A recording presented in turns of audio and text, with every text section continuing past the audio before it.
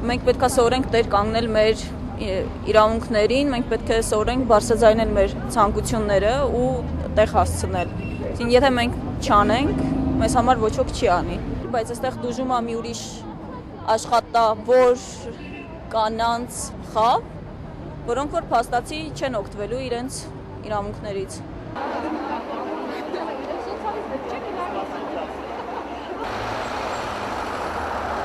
Այս միջոցառումը միտված է նրան, որ պաշտպանվի մեր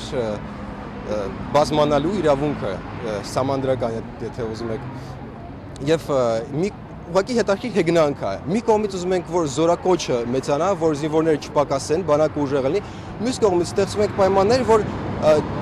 ազգագրությունը, դեմոգրաֆիան ընկնի։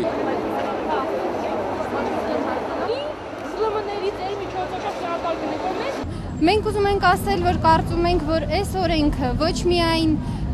կնպաստի Հայաստանի բնակչության թվի նվազմանը կտրուկ, այլ նաև ռազմավարական մեծ վտանգ է ներկայացնում մեր հանրապետության համար։ Ընդհանրապես այս սերունդի ներկայացուցիչները, որոնք պատրաստում են ապագա մայրեր դառնան ու հիմա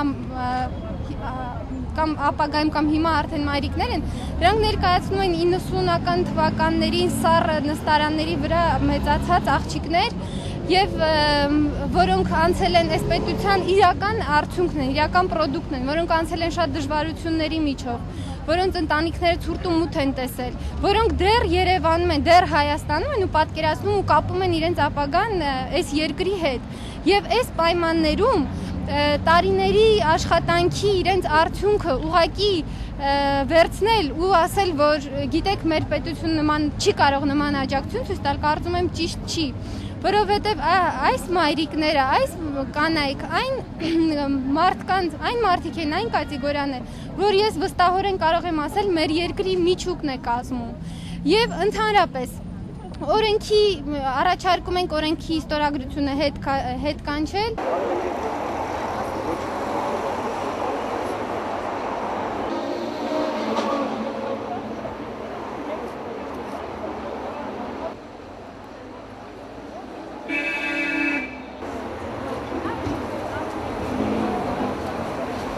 Ենթադրենք երիտասարդ զույգ է, հա, ծնողների, մոռանանք ծնողների պատիժ կան, ալեգարխի երեխա չեն, ոչ մեկի երեխա չեն։ Իրենք վճարում են կրեդիտ բնակարանի համար։ Եթե մի երկու շաբաթ առաջ որոշել են երեխա ունենալ եւ հիմա արդեն բալիկ են սպասում,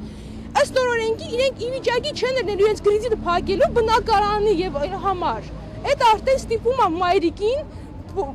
երևի առաջի օրվանից հղիության դուրս գալ գործի։